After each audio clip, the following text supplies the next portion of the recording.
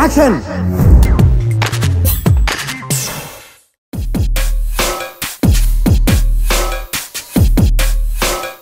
South ఇండియాలో రజనీకాంత్ను మించిన star ఉన్నాడా?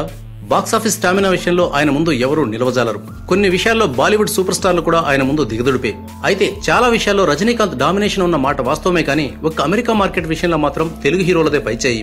మన స్టార్ హీరోల సినిమా హక్కులు అక్కడ 10 కోట్లకు తక్కువ కాకుండా పలుకుతున్నాయి. ముఖ్యంగా మహేష్ బాబు సినిమా అంటే డిమాండ్ మామూలుగా ఉండదు.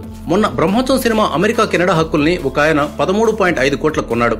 ఆ సినిమా ఫలితం ఎలా ఉన్నప్పటికీ మహేష్ బాబు తర్వాత సినిమా కూడా అదే రేటు పలికే అవకాశం ఉంది. అయితే Rajinikanth cinema Kabali America Canada హక్కులు కేవలం 8.5 కోట్లు మాత్రమే పలకడం విశేషం. రజనీనే కాదు, అసలు తమిళ హీరోలు ఎవరికీ కూడా అమెరికాలో పెద్ద మార్కెట్ లేదు. ఇప్పుడిప్పుడే అక్కడ తమిళ సినిమాలు ఉనికి చాటుకుంటున్నాయి. 24, తెరి లాంటి సినిమాలు పర్వాలేదనిపించాయి.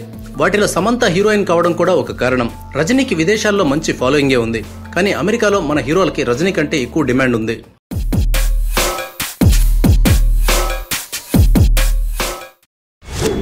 యాక్షన్.